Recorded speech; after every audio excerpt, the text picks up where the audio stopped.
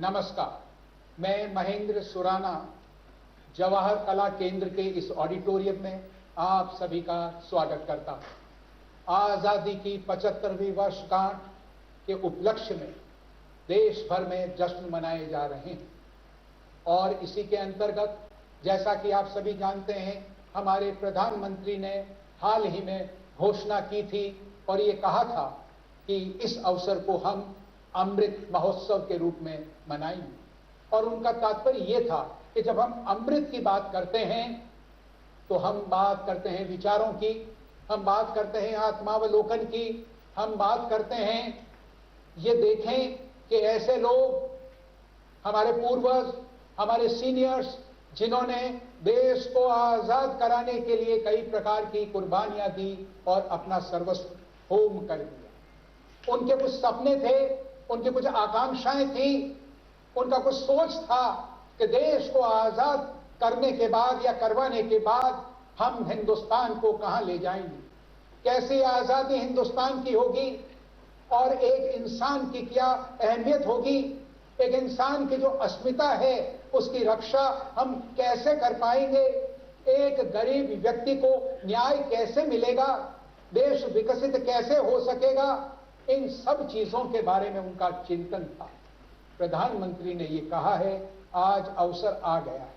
जब हम आजादी की बात करते हैं तो हर व्यक्ति अपनी स्वतंत्रता की, अपने अधिकारों की और अपने मूल अधिकारों की बात करता है, लेकिन वह विस्मृत कर जाता है कि उनके लिए आवश्यक है कि वह अपने जो मूल कर्तव्य हैं या एक मूलभूत, एक बेसिक या आधार वाली जो बातें हैं उनके बारे में भी हम चिंतन करें। तो ये एक ऐसा अवसर है और इसके लिए राजस्थान सरकार के कला, साहित्य और संस्कृति व पुरातत्व विभाग ने ये तय किया और महानिदेशक यहाँ विराजी हुई है जवाहर कला केंद्र की, आप स्वयं सचिव हैं इस विभाग की, कि हम एक कार्यक्रम करें उसका अनुसरण करते हुए। और जब विचारों की बात और आत्मावलोकन की बात है तो मंथन होना चाहिए, सवाल जवाब के माध्यम से, प्रश्न उत्तर के माध्यम से। तो इसलिए आप सभी लोगों को आमंत्रित किया गया और आप लोग यहाँ पर पधारे हैं। यहाँ पर 4 टीम्स हैं, 4 संस्थानों की, मैं उनका परिचय आपको करवाऊंगा। टीम ए आप हैं IIS विश्वविद्यालय, तालियां बजाइए आपके लिए। टीम बी महारानी विश्वविद्यालय, टीम सी राजस्थान विश्वविद्यालय इतिहास विभाग और team D SS Jain Subodh girls college. तालियां जोरों से बजाइए। और आकांक्षा है आज की स्कोरर, तालियां बजाइए उनके लिए भी आप। और अब मैं आमंत्रित करता हूं मैडम मुग्धा सिन्हा को, जो भारतीय प्रशासनिक सेवा की वरिष्ठ अधिकारी तो हैं ही, आप शासन सचिव है, जैसा कि मैंने अभी आपको बताया, कला, साहित्य, संस्कृति व पुरातत्व विभाग की अन्य भी कई विभाग आपके पास हैं जो राजस्थान सरकार के विभाग हैं, और आप महानिदेशक भी हैं जवाहर कला केंद्र की। तो आपसे अनुरोध करूंगा कि आप पधारें। सर्वप्रथम आपको सुराना जी, इस प्रोग्राम को कंडक्ट करने के लिए आपको इस मास्टर हैं। आकांक्षा जी आप स्कोर कीपर हैं और हमारी जो ये प्यारी बच्चियां स्टेज पे बैठी हैं जो विभिन्न कॉलेजेस से इसमें पार्टिसिपेट कर रही हैं, आप सबको बहुत बहुत शुक्रिया और बधाई देती हूँ और आपका बहुत तहे दिल से स्वागत करती हूँ। जो विभिन्न कॉलेजेस से आपके साथ टीचर्स आए हैं या स्टूडेंट्स आए हैं, जो आज हमारी ऑडियंस है, सोशल डिस्टेंसिंग मेंटेन करना है, इसलिए हम जो है 50% कैपेसिटी पे ऑपरेट कर रहे हैं। बहुत ही अच्छी बात है कि भारत सरकार आज़ादी के 75 वर्ष की वर्षगांठ पर अमृत महोत्सव के तहत बहुत सारे कार्यक्रम हम पहले भी कर चुके हैं इस विभाग के अंदर और जवाहर कला केंद्र में, और उसी श्रृंखला को जारी रखते हुए, क्योंकि ये प्रोग्राम्स जो हैं निरंतरता में चलेंगे 2023 तक, और इसमें 75 डिफरेंट सिटीज़ में 75 डिफरेंट कार्यक्रम करने का हर स्टेट को जो है डायरेक्शंस मिले हैं। उसी के तहत जैसे कि सुराना साहब ने भी कहा कि ये एक बहुत ही अच्छा अवसर है, क्योंकि 75वीं वर्षगांठ जो है वो प्लैटिनम जुबली होती है। तो हम थोड़ा सा पीछे मुड़कर देखें, उन आदर्शों पर चल के जो हमारे देश की नींव जिससे बनी, जिससे हमें स्वतंत्रता प्राप्त हुई, वो लोग क्या सोचते थे, उनकी हमारे उस समय 75 वर्ष पूर्व हमारे देश के भविष्य के बारे में क्या धारणा थी, कैसी परिकल्पना थी, वो कैसा देखते थे हमारे आज को, क्या हम उनके आदर्शों पर आज खरे उतरे हैं, क्या हम उन लोगों को जानते भी हैं जिन्होंने जो है, जैसा कि सुराना साहब भी कह रहे थे, कि इस देश की लड़ाई के लिए, आज़ादी के लिए अपने प्राण तक न्यौछावर किए। कोई काला पानी से गुजरा, कोई वैसे ही गुजर गया।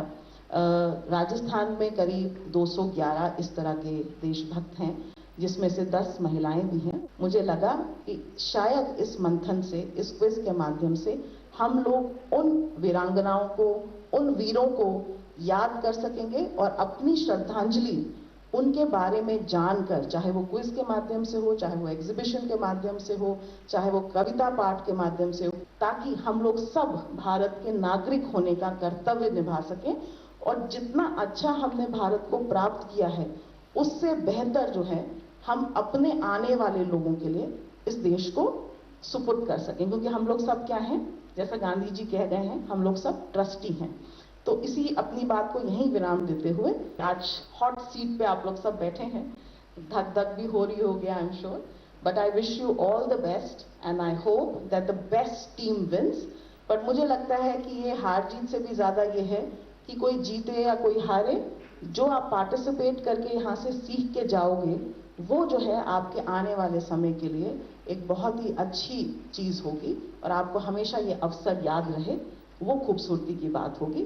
सो प्लीज एंजॉय, है ना, एंजॉय करो, हंसो, क्योंकि आप टीवी पे हो, हंसो और enjoy the process, because destination से भी ज्यादा इंपॉर्टेंट है प्रोसेस। तो इस क्विज के प्रोसेस को आप एंजॉय कीजिए and thank you very much Surana जी।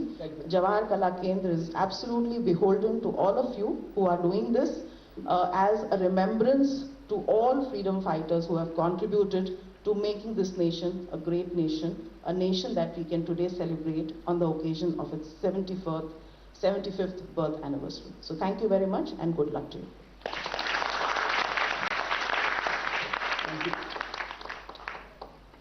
तो आरंभ हो रहा है आज का क्विज कंपटीशन और जनरल राउंड। नियम आपको मालूम है और पहला सवाल टीम ए के लिए। देखिए, देश आजाद हुआ, यूनियन जैक को उतारा गया, तिरंगा फहराया गया 14 अगस्त 1947 की शाम को। मेरा प्रश्न है, आपको यह बताना है कि नेशनल स्टेडियम और विजय चौक के बीच ये आयोजन हुआ, तो वह कौन सा व्यक्ति था, कौन सा नेता था जिन्हें ये सौभाग्य प्राप्त हुआ कि वह तिरंगा फहराए, ये बताना है आप। जवाहरलाल नेहरू। उत्तर सही नहीं है। ऐसा होना था लेकिन हो न सका। भीड़ इतनी जबरदस्त थी, भीड़ का रेला आंचल लेक जो कि कमांडर थे, वो भीड़ के धक्के से स्वयं गिर गए। वो रक्षा कर रहे थे जहां पर कि झंडा फहराया जाना था उस स्थान का। अब क्या करें, माउंटबेटन वो आगे बग्गी में थे, पीछे पंडित नेहरू और इंदिरा जी। आंखों ही आंखों में इशारा हुआ और कहा समय जा रहा है, झंडा फहरा दिया जाए। तो एक सिपाही जो झंडे की रक्षा के लिए वहां खड़ा था, उसे इशारा किया और उसने झंडा फहरा दिया। टीम बी, आपके लिए सवाल।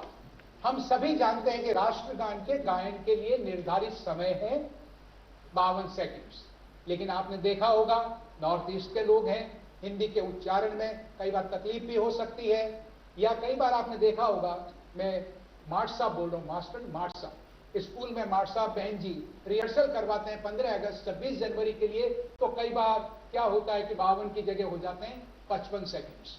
तो वो कहते हैं भाई थोड़ा जल्दी, तो समापन हो जाता है 49 सेकंड्स। इसका एक कोड बना हुआ है, झंडे का भी कोड है। तो आपको यह बताना है कि जनगण मन का भी कोड है, अशोक चिन्ह का भी कोड है, इन सब के कोड है। तो ये जनगण मन यानी राष्ट्रगान का जो कोड है, उसमें सरकार ने एक सुविधा दे दी कि आप जब समूह रूप में गायन करें तो फोकस तो रहना चाहिए 52 सेकंड्स पर कि इसका समापन हो जाए। लेकिन अगर ना हो सके तो कोई बात नहीं, लेकिन अधिकतम इस अवधि में आवश्यक रूप से समापन हो ही जाना चाहिए। अधिकतम आपको बताना है वो अधिकतम अवधि क्या है। जी सर टाइमर आपको ट्राई करना चाहिए। मैंने अधिकतम कहा, आप अधिकतम कुछ भी हो सकता था, 52 से अधिकतम। सरकार ने जो कोड बनाया है उसमें तय किया है 1 मिनट यानी 60 सेकंड्स में आवश्यक रूप से राष्ट्रगान के गायन का समापन हो ही जाना चाहिए। 8 अप्रैल 1929 ये सवाल है टीम सी आपकी। दिल्ली की तत्कालीन केंद्रीय विधानसभा में 2 क्रांतिकारी युवकों ने दर्शक दीर्घा के नीचे बम फेंका और ऊंची आवाज में विदेशी सरकार के विरुद्ध नारे लगाए। और वह 2 व्यक्ति थे भगत सिंह और बटुकेश्वर दत्त। मेरा सवाल यह है कि बम फेंकते समय उन्होंने कौन सा नारा लगाया जो कि बाद में क्रांतिकारी आंदोलनों का सबका प्रतीक नारा बन गया। वो नारा क्या था? बड़ा ही पॉपुलर। सर इनकलाब जिंदाबाद। इनकलाब जिंदाबाद। क्या बात है, तालियां बजवाइए। 20 मार्च 20 मार्च। अब बारी है टीम डी की। सिंहासन हिल उठे, राजवंशों ने भ्रुकुटी तानी थी, बूढ़े भारत में भी आई फिर से नई जवानी थी। गुमी हुई आजादी की कीमत सबने पहचानी थी, दूर फिरंगी को करने की सबने मन में ठानी थी। चमक उठी सन 57 में वह तलवार पुरानी थी, बुंदेले हर गोलों के मुंह हमने सुनी कहानी। खूब लड़ी मर्दानी वो तो झांसी वाली रानी थी। मेरा सवाल ये आपको बताना है कि झांसी की रानी शीर्षक से इस कविता की रचना किस कवित्री ने की है? बताएं नाम और जीतें पुरस्कार।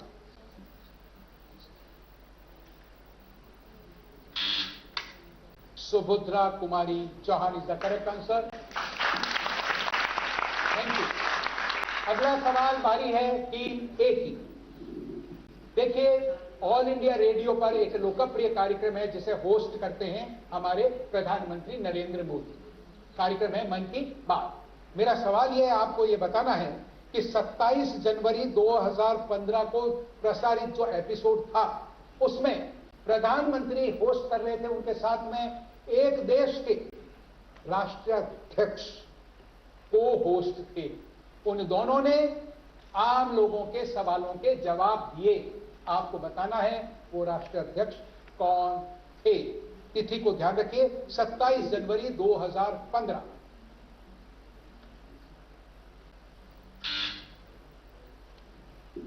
समय बीत गया। US president, the then president of United States Barack Obama. और वह तिथि पर मैंने जोर देने की बात इसलिए कही कि वह जो परेड होती है गणतंत्र दिवस परेड में वह मुख्य अतिथि थे 26 जनवरी और 27 जनवरी। अगला सवाल टीम बी के लिए। एक बार वह बाजार से गुजर रहे थे और आपको याद आया कि पत्नी ने साड़ी के लिए कहा है, साड़ी खरीद करके ले जानी है। वो कई बार जिक्र कर चुकी है, तकाजा कर चुकी है। आप एक दुकान पर गए और दुकानदार ने प्रधानमंत्री जी को बढ़िया साड़ी दिखाई कि प्रधानमंत्री जी की पत्नी के लिए, लेकिन उन्होंने कहा कि भाई नहीं, मुझे तो साधारण सूती साड़ी चाहिए। और अंत में उन्होंने केवल 11 रुपए की साड़ी, उस समय की बातें हालांकि, लेकिन 11 रुपए की सूती खादी की साड़ी पसंद की। अब आप अंदाजा लगाइए और आप ये बताइए। तो उन्होंने पैसे निकाल करके दुकानदार को दिए। वह प्रधानमंत्री कौन? अंदाजा लगाइए और उत्तर दीजिए आप। Lal Bahadur Shastri. Lal Bahadur Shastri is the correct answer.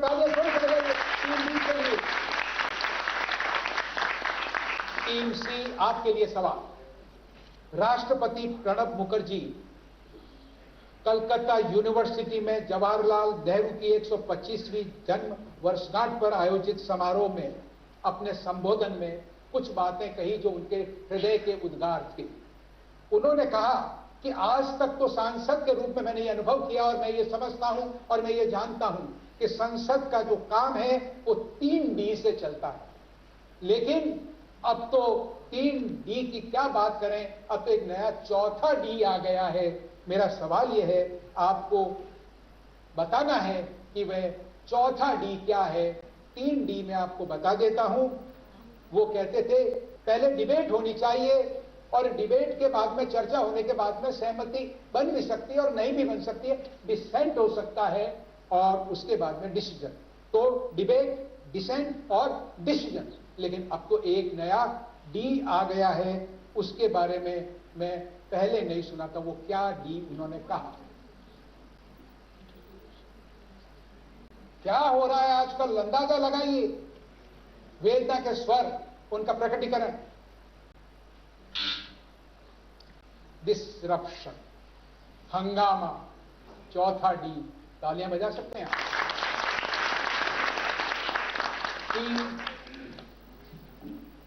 आपकी बारी है। टीम डी के लिए सवाल। उन्होंने जम्मू कश्मीर को विशेष दर्जा देने वाले अनुच्छेद 370 का मसौदा लिखने से साफ मना कर दिया था। उन्होंने शेख अब्दुल्ला से साफ साफ कहा, आप चाहते हैं भारत आपकी सीमाओं की रक्षा करे, आपके क्षेत्र में सड़कें बनाए, आपको अनाज सप्लाई करे और कश्मीर को भारत में समान दर्जा मिले, लेकिन भारत के लोगों को कश्मीर में कोई अधिकार नहीं होगा। ऐसे प्रस्ताव को सहमति देना भारत के हितों के खिलाफ होगा और भारत के कानून मंत्री के रूप में मैं ऐसा कभी नहीं करूंगा।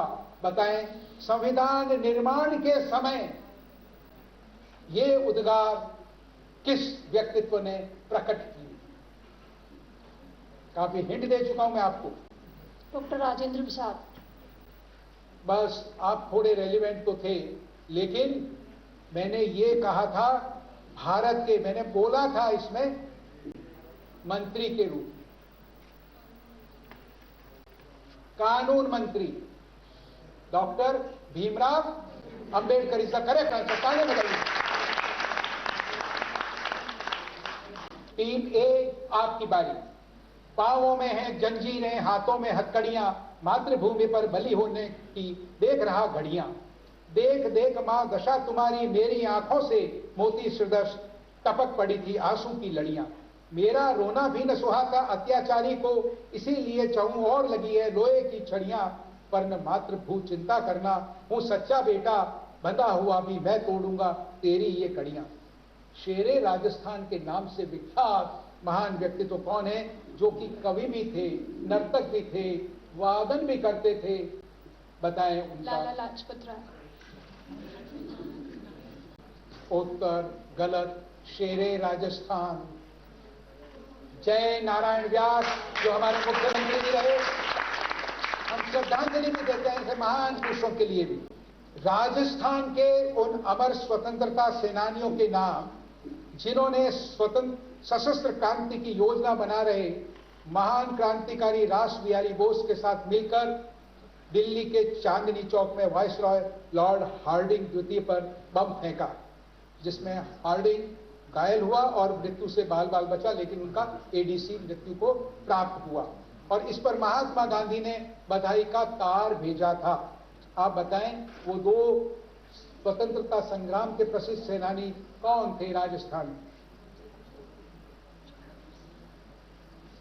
जोरावर सिंह भारत और प्रताप सिंह भारत। जोरावर सिंह भारत और प्रताप सिंह भारत। प्रताप सिंह भारत, चाचा भतीजा। उत्तर बिल्कुल सही। तालियां जोरों से बजाइए। अगला सवाल टीम सी के लिए। इंग्लैंड के प्रख्यात कवि किपलिंग ने राजस्थान के शौर्य भूमि से अभिभूत होकर कहा था, यदि विश्व में कोई ऐसा स्थान है जहां वीरों की हड्डियां मार्ग की धूल बनी है तो वह राजस्थान है। इसी संदर्भ में हम आपको एक प्रसिद्ध इतिहासकार द्वारा मरुधरा पर न्योछावर होकर लिखी गई कुछ पंक्तियों से रूबरू करवा रहे हैं। आपको बताना है, पंक्तियों को सुनना है और उनका नाम। वो इतिहासकार कौन? राजस्थान का कोई छोटा सा राज्य भी ऐसा नहीं है जिसमें थर्मोपोली जैसी रणभूमि नहीं हो, और शायद ही कोई ऐसा नगर मिले जहां लियोनिडिस जैसा वीर पुरुष पैदा नहीं हुआ हो। बताएं उस इतिहासकार का नाम। Colonel James Tod. जी, James Tod. Colonel James Tod. उत्तर बिल्कुल सही, तालियां बजाइए इतिहास विभाग के लिए। तत्कालीन डूंगरपुर राज्य के रास्तापाल गांव के भील नेता नानाभाई खाट और 13 वर्षीय एक भील बालिका 19 जून 1947 को एक साथ शहीद हुए। शिक्षा का अलग जगाना नानाभाई का शगल था। पुलिस बंदूक के कुंदे की नोक से उनकी पिटाई कर रही थी और वह उनकी मौत का कारण बना, और उनके साथी जो संगा भाई थे उनको जमीन पर घसीटते हुए गाड़ी के पीछे वो ले जा रहे थे। तो एक बालिका जो खेतों में काम कर रही थी 13 वर्षीय, उससे ये बर्दाश्त नहीं हुआ, पर हाथ में जो दांतली थी वो उसको लेकर के गई और उसको काटा और उसको भी मार दिया गया, शहीद हो गई। आपको बताना है वो नाम कौन है, ऐसी महान नेत्री जिस पर कि हम गौरव करते हैं, स्वतंत्रता सेनानी। बताइए सर, कालीबाई। कालीबाई। तालियां जोरों से बजाइए, बिल्कुल सही उत्तर। तो इस प्रकार आपका पहला राउंड जो है वो समाप्त होता है। 3-3 सवाल प्रत्येक टीम के लिए निर्धारित थे, हमने उनसे पूछा है। अब हम आकांक्षा से कहेंगे कि आप बताएं कि स्थिति क्या है अंकों के आधार पर चारों टीमों की। पहले राउंड यानी जनरल राउंड की समाप्ति पर चारों टीमों की स्थिति इस प्रकार है। टीम ए ने प्राप्त किए हैं 0 अंक, टीम बी ने प्राप्त किए हैं 40 अंक, टीम सी हिस्ट्री डिपार्टमेंट राजस्थान यूनिवर्सिटी ने प्राप्त किए हैं 40 अंक, और team D SS Jain Subodh girls college ने प्राप्त किए हैं 20 अंक। अब अगला राउंड ऑडियो विजुअल राउंड।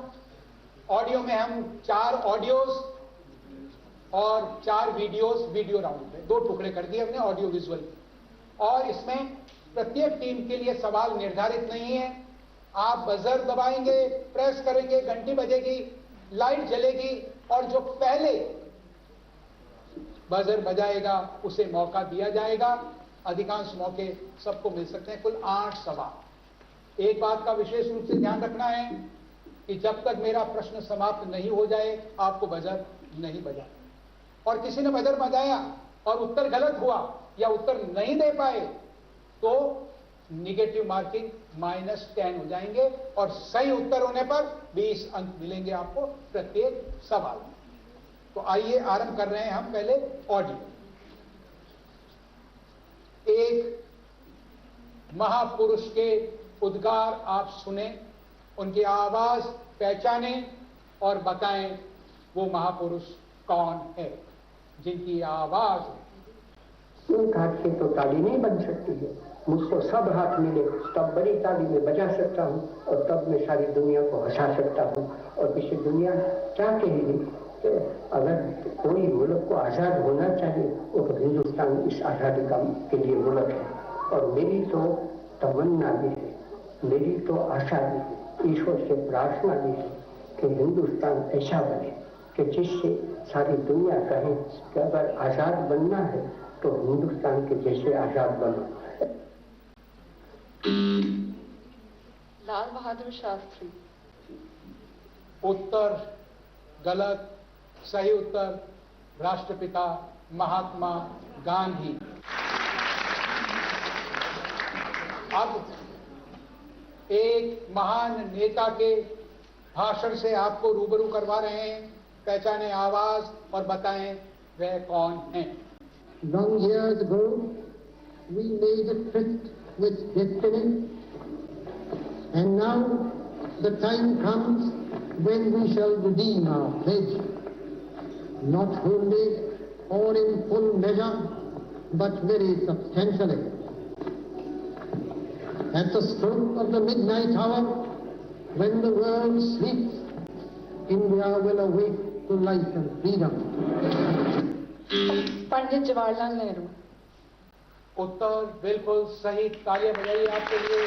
संकीना, अगला सवाल हमारी अस्मिता का प्रतीक राष्ट्रगान, उसका गायन कर रहे हैं एक महान पुरुष। आपको सुनना है और बताना है कि ये किनकी आवाज है। जनमन अधिनायक जय हे भारत भाग्य विधाता, पंजाब सिंध गुजरात मराठा द्राविड़ उत्कल बंगा, सिंध हिमाचल यमुना गंगा उत्कल जलधि तरंगा, तब शुभ नामे जागे तब शुभ आशीष मांगे, गाहे तब जय गाथा, जनगण मंगलदायक जय हे भारत भाग्य विधाता, जय हे जय हे जय हे।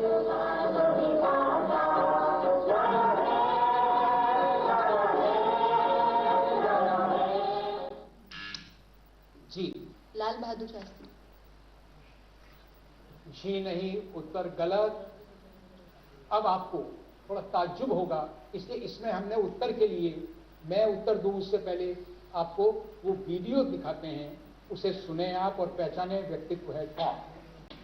जनमन अधिनायक जय हे भारत भाग्य विधाता, पंजाब सिंध गुजरात मराठा द्राविड़ उत्कल बंगा, सिंध हिमाचल यमुना गंगा उत्कल जलधि तरंगा, तब शुभ नामे जागे तब शुभ आशीष मांगे, गाहे तब जय गाथा, जनगण मंगलदायक जय हे भारत भाग्य विधाता, जय हे जय हे जय हे। आप पहचानी गए महाकवि रविंद्रनाथ टैगोर। अगला और अंतिम ऑडियो राउंड का सवाल, एक महान नेता का भाषण आपको सुनवा रहे हैं, पहचाने आवाज और बताएं उनका नाम। जिस महापुरुष ने उन सभी आशंकाओं को हमेशा हमेशा के लिए समाप्त कर दिया जो उस समय की दुनिया भविष्य के भारत के प्रति जता रही है, ऐसे लौह पुरुष सरदार वल्लभ भाई पटेल को मैं शत शत नमन करता हूं। अब सब हमारे जो एम्पायर हैं रेफरी, वो ये बताएं कि पहले तो चूंकि सबने बजा दिया था तो न्याय के हित में उसको तो इग्नोर करते हैं, और अब जो बाद में जो बजाया है उसमें पहले कौन था वो बताएं आप। दिस वन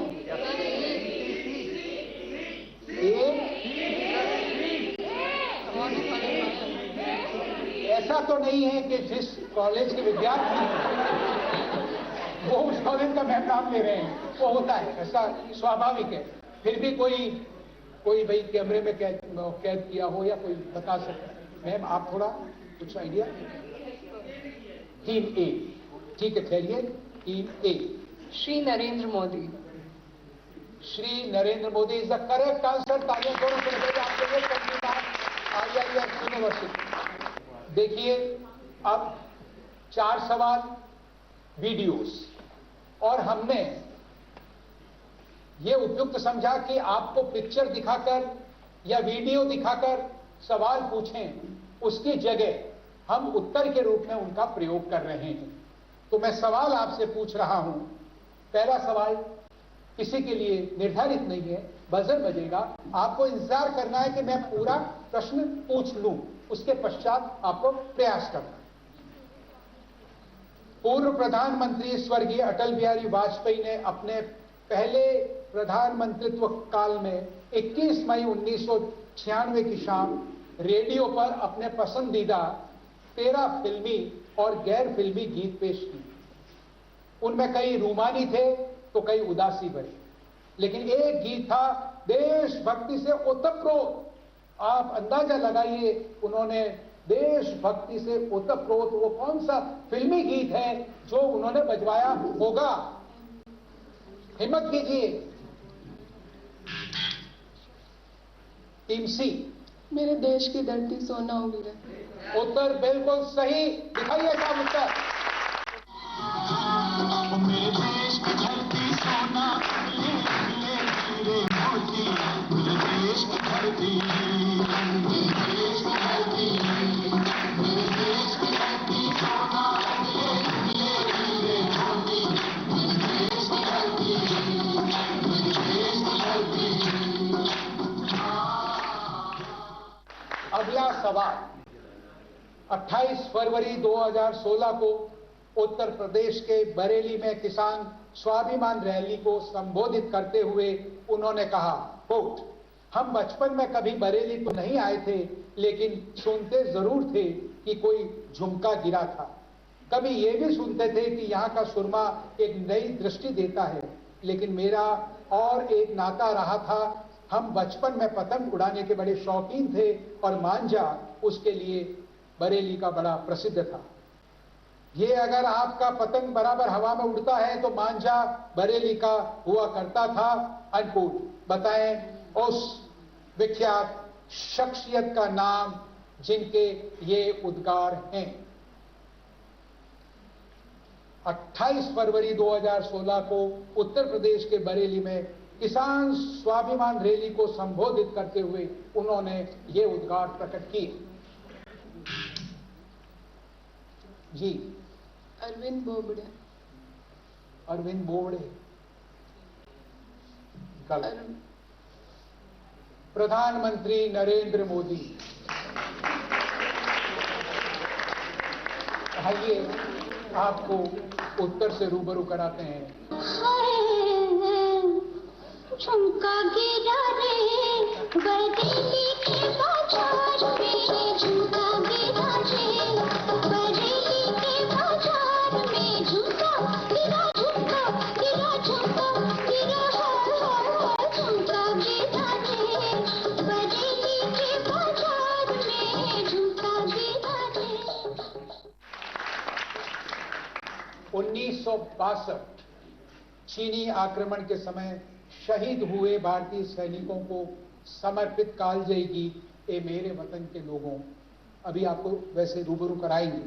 मेरा सवाल यह है कि स्वर सम्राज्ञी लता ने यह गीत गाया, कवि प्रदीप की यह रचना थी।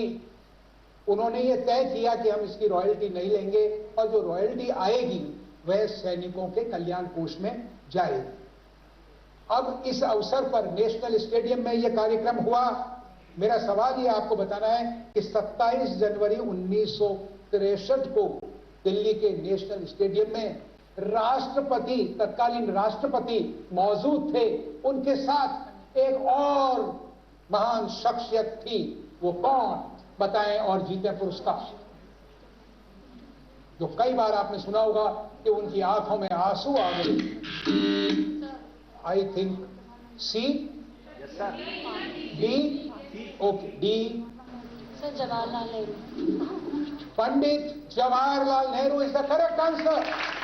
तालियां जोर से बजाइए सुबोध कॉलेज के लिए। देखिए अगला सवाल, थोड़ा सा ध्यान धरेंगे तो आसानी से आप उसका उत्तर दे देंगे। 1964 में भारत चीन युद्ध की पृष्ठभूमि में निर्मित देशभक्ति का जज्बा पैदा करने वाली फिल्म हकीकत, और उसके बारे में यह कहा जाता है कि उसके जो युद्ध के दृश्य हैं वो किसी अन्य फिल्म में नहीं है, और यह भी कहा गया कि उसमें से कई दृश्य वास्तविक थे। जो चीन के साथ जो भारत का युद्ध हुआ था उसमें से ये लिया गया है। इसे कैफी आजमी ने लिखा था और मदन मोहन ने संगीतबद्ध किया था। और इस फिल्म के प्रीमियर पर अवसर ऐसा था, एक महान शख्सियत, संवैधानिक हस्ती पहली बार, आमतौर पर वो प्रीमियर पर नहीं जाती, वो मौजूद थी।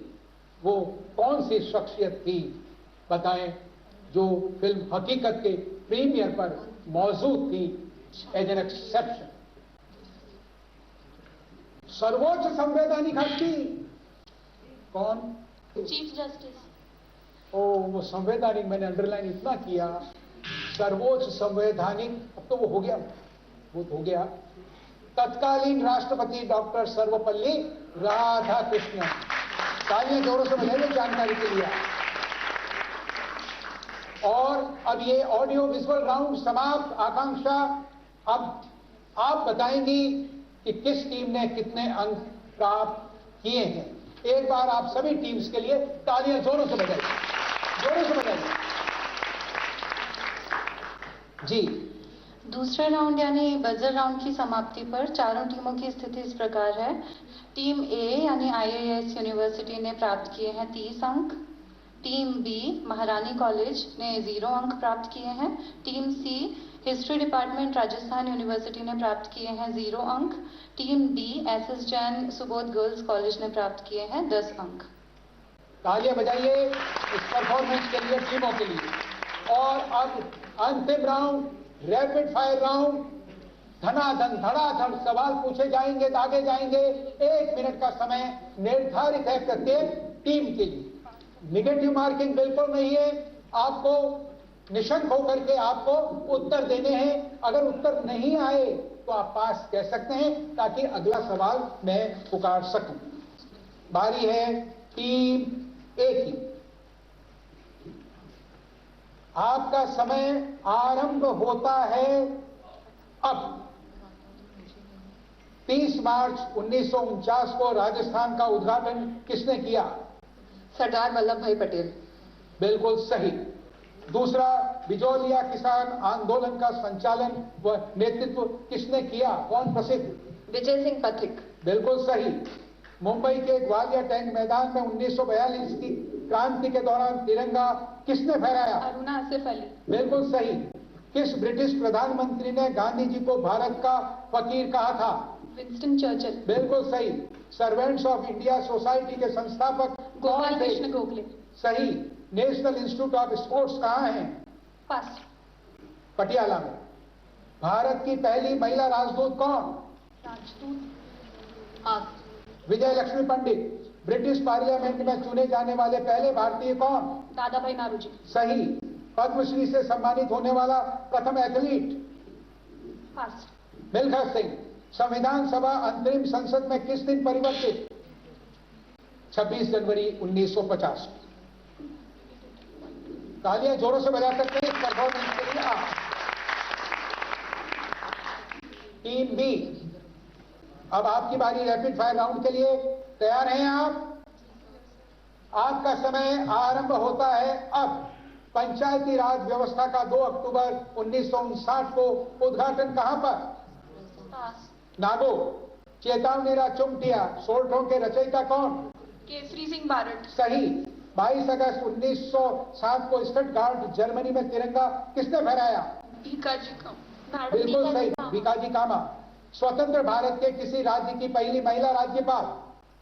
पास। सरोजिनी नायडू। किस प्लान में भारत का विभाजन औपचारिक रूप से प्रस्तावित? 1940। Mountbatten plan. उत्तर गलत आपका। सत्य के साथ मेरे प्रयोग पुस्तक के लेखक कौन है? महात्मा गांधी। सही। गदर पार्टी के संस्थापक कौन थे? लाल हरदयाल। सही। सरफरोशी की तमन्ना अब हमारे दिल में रचयिता कौन? पास। राम प्रसाद बिस्मिल। भारत रत्न अलंकरण सर्वप्रथम किसे प्रदान किया गया? पास। सी राजगोपालाचारी। जय जवान जय किसान ये नारा किससे संबंधित है? लाल बहादुर शास्त्री। बिल्कुल सही। देखिए, नियम यह है कि अगर मैंने समय समाप्त होने से पहले आरंभ कर दिया है तो वो प्रश्न पूरा है। ठीक है, तालियां बजाइए इस टीम के लिए। अब बारी है टीम सी की। आप तैयार हैं? बिल्कुल। आपका समय आरंभ होता है अब। राजस्थान के पहले निर्वाचित मुख्यमंत्री का नाम? टीकाराम पालीवाल। सही। जैसलमेर के अमर शहीद का नाम जिन्हें जेल में जलाकर मार दिया गया? पास। सागरमल गोपा। रानी झांसी रेजिमेंट का कमांडर नेताजी सुभाष बोस ने किसे बनाया था? पास। लक्ष्मी स्वामीनाथन या लक्ष्मी सहगल। किस नेता को भारत का बिस्मार्क कहा जाता है? पटाभी सीतारमैया। सरदार पटेल को। गलत उत्तर। राज्यसभा की सदस्यता के लिए न्यूनतम आयु क्या है? 30 वर्ष। सही। इग्नाइटेड माइंड्स पुस्तक के लेखक कौन हैं? पास। डॉक्टर एपीजे अब्दुल कलाम भारत का मैग्ना कार्टा संविधान के किस भाग को कहते हैं? मौलिक अधिकार। पार्ट थर्ड, मौलिक अधिकार सही है, तालियां जोरों से बजाइए इनके लिए। उन्होंने प्रकार अंतर से उस बात को कहा। पांचवा, शब्द स्वराज किसने गढ़ा? तिलक। दादा भाई नौरोजी। आपका समय समाप्त हुआ, तालियां बजाइए आपके लिए। अब आ रही है टीम डी, बिल्कुल तैयार। आपका समय आरंभ होता है अब। पॉलिटिकल एजेंट मॉन्क मैनसन का सर काटकर दीवार पर किसने टाका? अहुआ ठाकुर, कुशल सिंह चंपावती। सुप्रसिद्ध गीत धरती दोहरानी के रचयिता? कन्हैयालाल सेठिया। 1907 में कांग्रेस में बने गरम दल के 3 नेता किस विशिष्ट नाम से विख्यात? सही। देश में हरित क्रांति के जनक कौन कहलाते हैं? एमएस स्वामीनाथन। संविधान के अनुसार लोकसभा की सदस्यता के लिए आयु? गलत उत्तर। चर्बी वाले कारतूस के खिलाफ पहला विद्रोह किसने किया? मंगल पांडे। सही। झांसी की रानी लक्ष्मीबाई का मूल नाम? मणिकर्णिका। सही। जवाहर सागर बांध किस नदी पर बना है? चंबल। सही। विजय घाट किस महान नेता से संबंधित है? पास। लाल बहादुर शास्त्री से। महात्मा गांधी के राजनीतिक गुरु कौन माने जाते हैं? गोपाल कृष्ण गोखले। सही। लोक नायक के नाम से प्रसिद्ध महापुरुष कौन थे? बाल गंगाधर तिलक। जय प्रकाश नारायण। तालियां जोरों से बजाइए चारों टीमों के लिए। और अब मैं अनाउंस कर रहा हूं रिजल्ट। तीनों राउंड्स के पश्चात चारों टीमों की स्थिति इस प्रकार है कि एक गंभीर धर्म संकट पैदा हो गया है। और धर्म संकट ऐसा कि दो टीमों ने टाई किया है, प्रथम स्थान के लिए और दूसरे स्थान के लिए। मैं डीजी मैम यहां पर विराजी हुई है, मैम मुग्धा सिन्हा जी, उनसे अनुरोध करूंगा कि संयुक्त विजेता प्रथम स्थान के लिए और संयुक्त विजेता दूसरे स्थान के लिए जो 2 पुरस्कार आपको देने थे वो ट्रॉफीज आप दें। चूंकि एक ट्रॉफी अभी उपलब्ध है, हम जश्न मना रहे हैं आजादी का, तो अतिरिक्त मंथन की आवश्यकता नहीं। हम एक ट्रॉफी और मंगवा लेंगे और विजेता को एक और उप विजेता को एक और। आप सबकी सहमति है?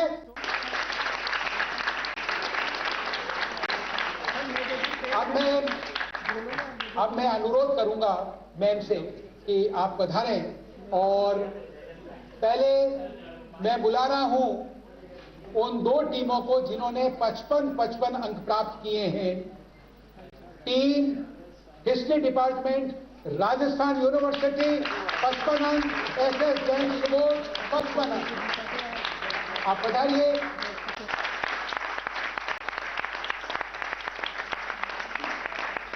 और अब विजेता टीम ये है, दोनों टीमें पधारें। आईआईएस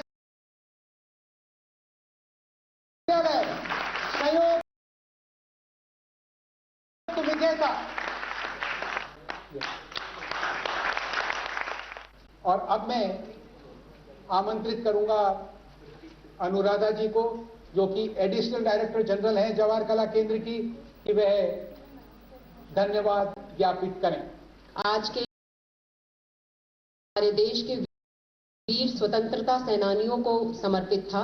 आजादी के अमृत महोत्सव 75 वर्ष गांठ पर आयोजित किया गया और साथ ही हमारे जो प्रतिभागी हैं जो टाई पे थे उनको भी अच्छे से सर ने प्रोत्साहित किया और बढ़िया से प्रश्न पूछ करके सर ने बहुत अच्छा हमारा क्विज